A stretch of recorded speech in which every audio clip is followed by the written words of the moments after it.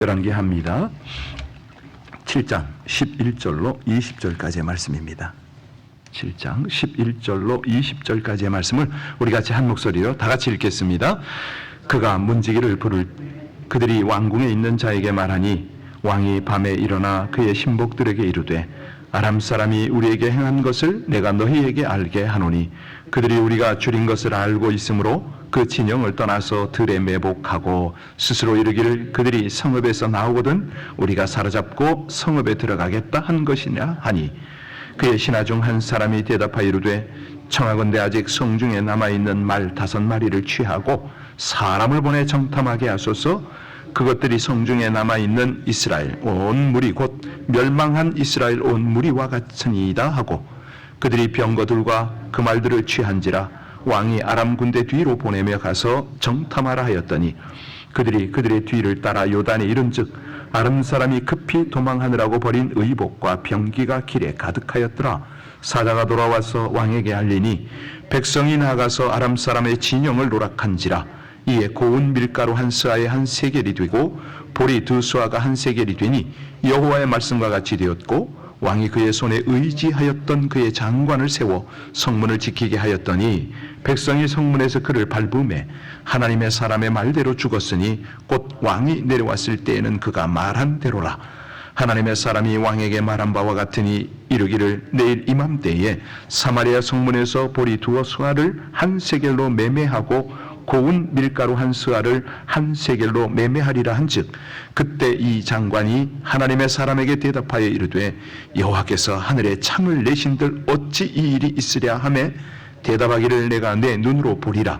그러나 그것을 먹지는 못하리라 하였더니 그의 장관에게 그대로 이루어졌으니 곧 백성이 성문에서 그를 밟아 죽였더라. 아멘. 어제 잘 주무셨습니까? 예, 우리 고 목사님이 목사님 그 폭죽 소리에서 예, 폭죽 그러면 저는 익숙해 있거든요. 이사간 동네는 조금 덜 들리더라고요. 일찍 끝나더라고. 여기는 이쪽에 있을 때는 그냥 밤새 그랬거든요. 폭죽 가면 사실은 폭죽은 뭐 중국 폭죽하고 비교가 안 됩니다. 춘절이라고 그러는데요. 설날 구정설날이 되면 아침에 일어나면 땅에 한 이 정도 화약이 쌓여 있습니다. 그 폭발한 그 가루들이 어마어마해요. 호흡하기가 좀 어려울 정도인데. 자, 정말 이 폭죽을 터뜨리는 사람들이 그런 독립기념일에 대한 그런 감각이 있어서 그럴까요?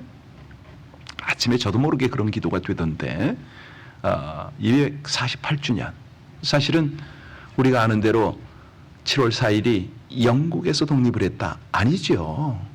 이제 우리는 그렇게 이론적으로 알고 있는데 제네바 협약에 의한 말하자면 이제 3.1절과 광복절 뭐 이렇게 비교할 수가 있을 것 같아요. 그런 어떤 미국의 역사가 있습니다.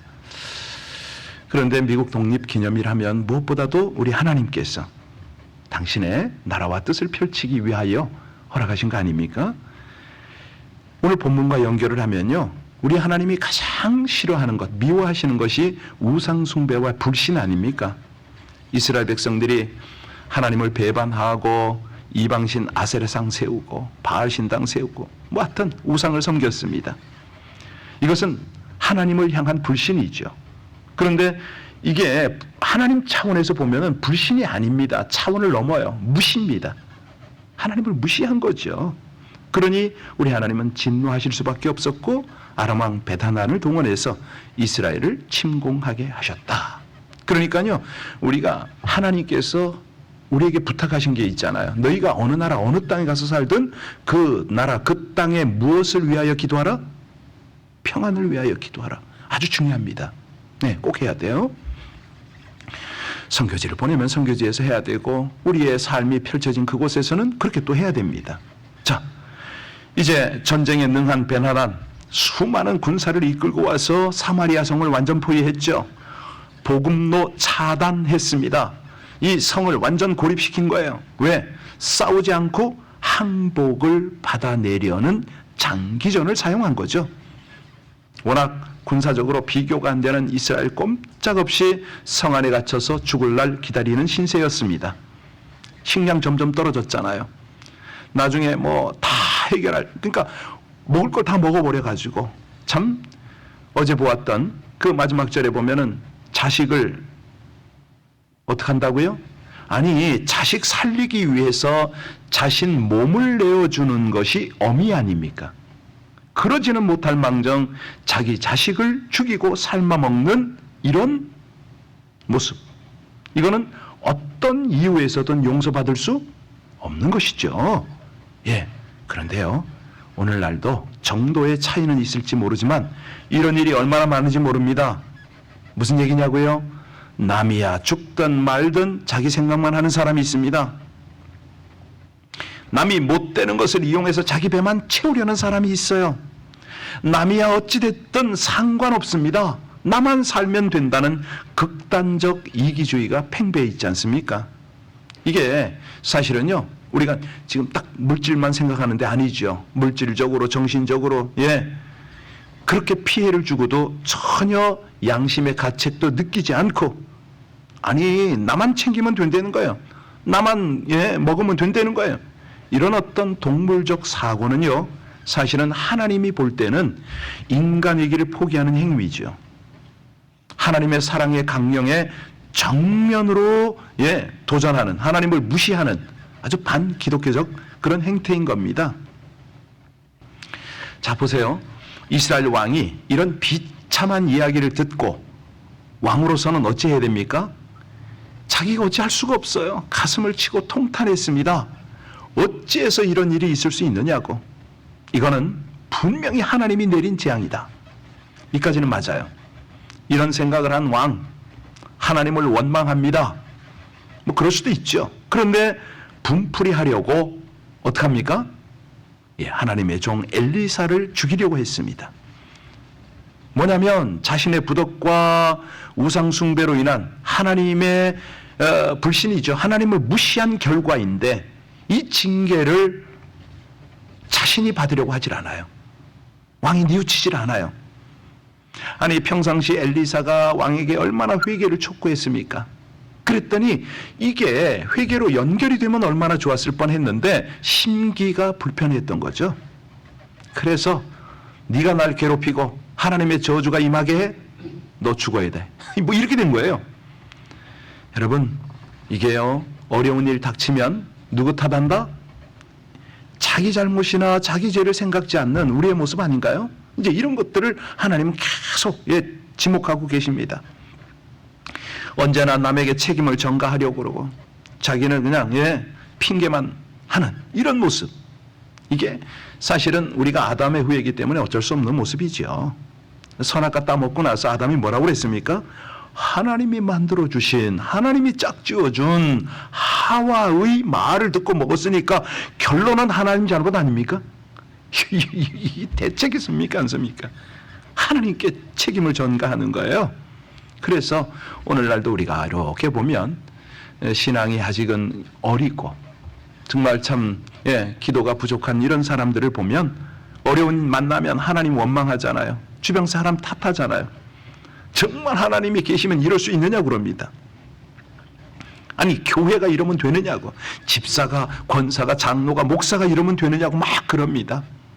그러니까 그냥 자기는 사랑하지 않으면서 교회가 사랑이 없다고.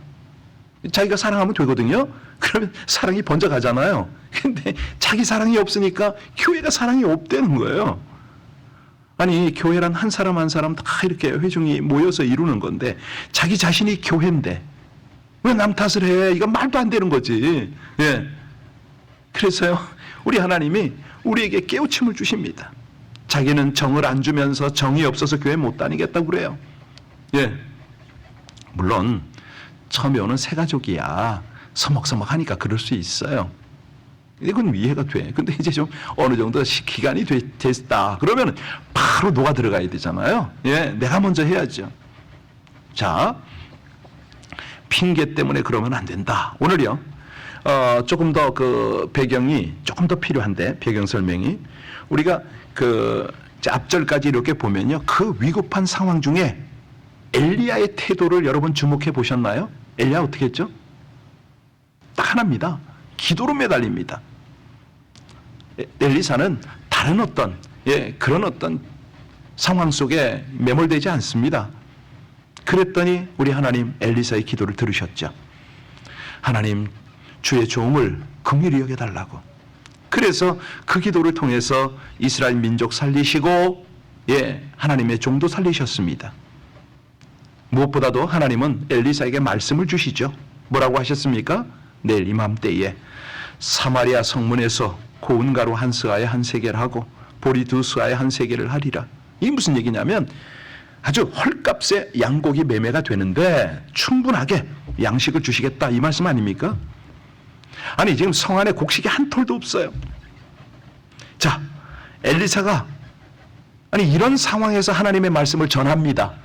그랬더니 성 안에 있는 사람들이 뭐라고 그래요? 기도 안 찬 거죠. 그러니까 한 장관이 오죽하면 하나님이 하늘에 창을 낸다, 하늘에 문을 연다고 하자 어찌 이런 일이 있겠느냐고 코웃음을 쳤습니다. 그때 엘리사가 뭐라고 그랬죠? 너는 눈으로 분명히 보겠지만 그러나 그것을 내 입으로 먹지는 못할 것이다. 어떤 느낌이 드세요? 참 이게 어떤 만화, 영화를 보는 그런 느낌이십니까? 그럴 수 있죠. 이 말을 하는 엘리사도 그렇고 빈정대는 장관도 그렇고 또 그 말에 저주에 가까운 선포를 하는 이 모습, 와 이거 좀 너무한 거 아닌가요? 근데 그럴 수밖에 없는 게 지금 상황은 극단적 어려움의 상황입니다. 전혀 가망이 없습니다. 그런데 여기서 차이가 뭐냐면 하나님이 하시면 능치 못함이 없다. 이 믿음을 가지고 안 가지고 차이죠. 여러분 이게요 이 세상하고 똑같습니다. 지금은 우리가 그런 위기가 없다고요? 아니에요. 사실요 전문가의 이야기를 들어보면 이 경제적 지표라든가 당장의 어려운 상황들이 눈에 많이 보여요. 이제 부분 다르죠. 어떤 때는 전혀 가망이 없는 그런 상황도 있고요. 북한 땅 보면은 지금 많은 어려움을 겪고 있잖아요. 자, 이런 상황 속에서 하나님이 일하심을 우리는 봐야 합니다. 어떻게 일하십니까? 어제는 우리가 문둥이를 통해서 일하시는 하나님을 보았어요. 내 문둥이가 아람 진영으로 다가갔을 때에 그들의 움직이는 소리가 이 증폭이 되어가지고 말 발굽 소리, 병거 소리, 큰 군대 소리, 아주 그냥 전차가 그 옛날 그 아주 투박스러운 지금처럼 고무 타이어가 아니잖아요. 그 나무 바퀴가 그냥 삐걱삐걱 돌아가는 그런 어떤 지축을 흔들어 놓는 엄청난 소리로 들리게 한 거죠.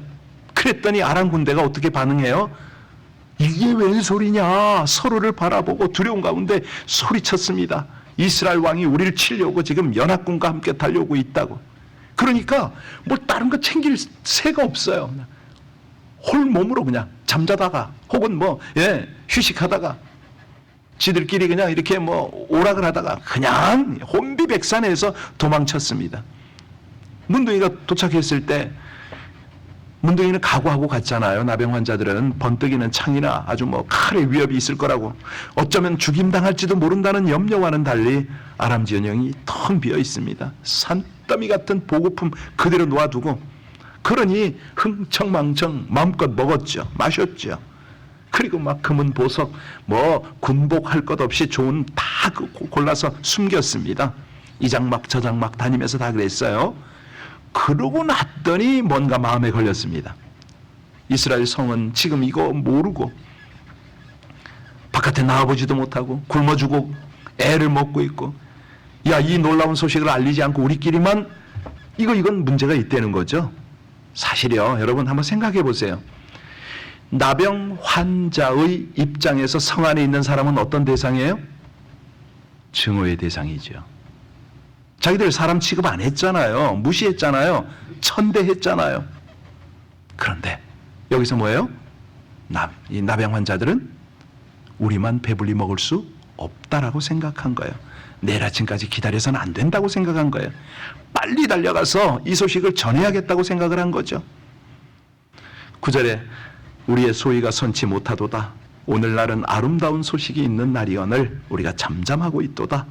만일 밝은 아침까지 기다리면 벌이 우리에게 미칠지니 이제 왕궁에 가서 고하자라고 했습니다. 여러분 여기서 아름다운 소식이라고 했는데 뭔지 아세요? 뭘까요? 원어를 보면 이 아람 군대가 떠나갔다, 승리했다, 이런 표현이 되겠죠. 참으로 이 4명의 나병 환자는 다 같이 살자였거든요. 미움을 사랑으로 갚으려는 마음이 있었고 이 기쁜 소식을 전해야겠다. 사실 그들은 몸이 아파요. 걷기도 힘들었어요. 그런데 그들이 기쁨을 함께 나누기 위해서 희생을 감수하고 마음을 모아서 간 거죠. 이런 거예요. 이런 거. 우리 하나님께서요, 당신의 말씀을 조명하실 때 이런 것들을 우리에게 사실은 바탕에, 배경에 쭉 깔아 놓으십니다. 우리가 한 번쯤은 생각하길 원하세요. 우리가요, 이웃에게 복음 나누고 사랑 나누는 일, 교회 안에서부터 일어나야 되겠죠. 하나님 모르면 저들 죽는다고요. 사실 우리 모든 중직들이 성도들을 바라볼 때에 어떻게 바라보아야 하냐면, 하나님이 저 영혼을 사랑하셔서 몸된 교회로 보내셨는데 여기서부터 출발해야 하십니다. 그러면 기도가 되고요, 축복이 되지요. 자, 오늘 본문으로 조금 더 가까이 접근해 보겠습니다. 우리 11절 12절 보면 이 나병 환자들이 어디로 달려갔다고요? 같이 읽습니다. 그가 문지기들을 부르매 그들이 왕궁에 있는 자에게 말하니 왕이 밤에 일어나 그의 신복들에게 이르되 아람 사람이 우리에게 행한 것을 내가 너희에게 알게 하노니 그들이 우리가 줄인 것을 알고 있으므로 그 진영을 떠나서 들에 매복하고 스스로 이르기를 그들이 성읍에서 나오거든 우리가 사로잡고 성읍에 들어가겠다 한 것이니라 하니, 이게 무슨 얘기죠? 자, 나병 환자들이 그 놀라운 소식을 전했는데 문지기에게 전했더니 문지기가 그냥 상관에게, 상관이 왕에게 다 전달이 됐습니다. 왕이 그 소식을 듣고 뭐라고 그래요? 어찌 그런 일이 있을 수 있느냐고. 혹시 그들이 숨어서 매복하고 있는 그 상황 아니냐고, 우리가 나오기를 기다렸다가 그냥 덮쳐버리려고 이렇게 판단을 한 거죠. 작전이죠. 자, 이제 13절 봅니다. 신복이 뭐라고 그럽니까? 같이 읽습니다. 신하 중 한 사람이 대답하여 이르되 청하건대 아직 성중에 남아있는 말 5마리를 취하고 사람을 보내 정탐하게 하소서. 그것이 성중에 남아있는 이스라엘 온 무리 곧 멸망한 이스라엘 온 무리와 같으니이다. 야, 참, 내용을 하나하나 이렇게 뜯어보면 굉장히 이거 심각한 이야기를 했는데요. 넘어가겠습니다. 그래서 이제 정탐을 가서 보니까 사실 그대로였더라. 그게 이제 14절 15절이에요. 왕이여, 아람 군대들이 급히 도망하느라고 버리고 간 의복과 군물이 길에 가득하옵니다. 이 말이 전한 거예요. 정말로 엘리사가 하나님의 말씀을 전한 그 사실이, 그 기가 막힌 사건이 하루 사이에 일어났습니다. 이게 이제 하나님의 역사는요, 하루뿐만 아니라 한순간에도 일어날 수 있다. 이걸 우리에게 알려주시는 거 아닙니까? 자, 이스라엘이 전쟁을 하지도 않고 승리의 노획물을 거저 얻었습니다. 이걸 우린 뭐라고 그래요?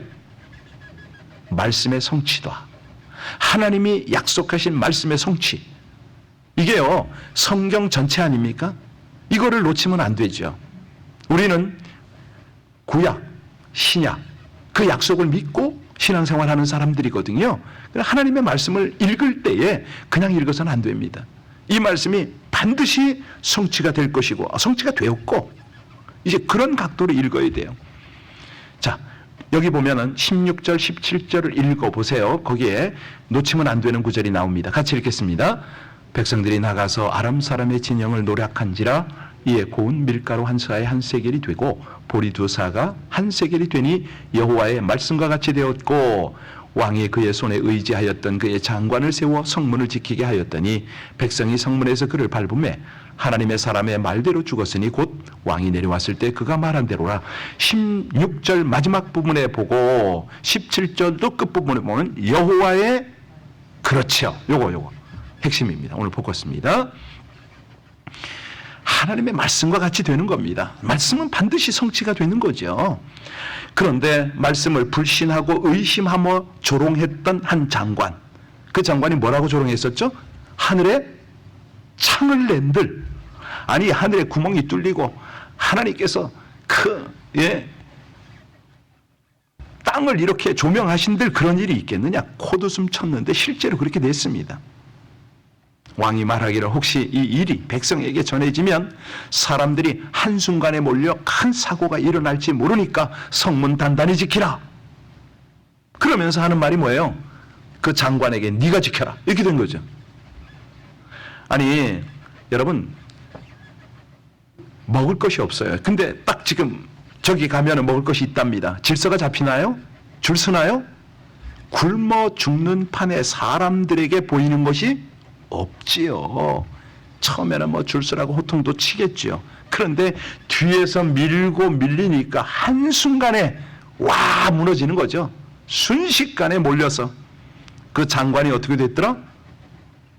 예, 밟혀서 사람 말이지요. 이게 참, 예, 처참한 모습인데 우리는 실수를 하게 돼요. 왜? 하나님의 말씀을 무시하셨으니까. 자, 이제 19절부터 20절까지 마지막 절까지 읽겠습니다. 그때 이 장관이 하나님의 사람의 대답 이르되 여호와께서 하늘의 창을 내신들 어찌 이 일이 있으랴 하매 대답하기를 내가 내 눈으로 보리라 그러나 그것을 먹지는 못하리라 하였더니 그 이 장관의 그대로 이루어졌으니 곧 백성이 성문에서 그를 밟음에 죽었더라. 자, 이것이요 성경적으로는 말씀대로 된 거고 세상적으로는요 믿음대로 된 거죠. 이게 문제입니다. 무엇이든지 믿는 대로 되는 거예요. 예수님께서 병자를 고치면서 꼭 하신 말씀이 있어요. 내 믿음대로 될지니가. 그렇죠. 내 믿음이 너를 구원하였느니라. 내 믿음대로 되라. 이 말씀. 그러니까 하나님의 말씀을 똑같이 우리가 접하더라도 그 말씀에 반응하는 자세를 강조하는 겁니다. 믿냐? 상식이냐? 또 하나의 지식이냐? 이거를 하나님은 우리에게 점검하시는 거죠. 다른 말로 하면 하나님 불신하지 말고 하나님 무시하지 말고 하나님 나라 통치 속에 살아가라 이 말 아닙니까? 여러분, 상황이 좀 어렵고 안 좋아도 우리는 소망을 말해야죠. 하나님의 은혜를 말해야죠. 하나님의 사랑을 말해야죠. 하나님이 하시면 뭐든지 이룰 수 있습니다. 우리는 그런 고백을 해야죠. 작은 징조 보고도 큰 소망, 큰 것을 바라볼 줄 아는 그 믿음, 하나님이 원하시는 거 아닙니까? 예, 안 된다 말하고 그렇게 믿으니까 안 되는 겁니다. 어려워도 이제 통과할 것이다. 잘 된다. 반드시 회복될 것이다. 우리 하나님이 지키신다. 역사하신다. 이렇게 하는 거죠. 살다 보면 설령 이 사마리아 성중처럼 어렵고 절망적 문제가 있을 수가 있습니다. 그럴 때 우리가 바라볼 것은 뭐예요? 하나님. 붙잡을 것은요?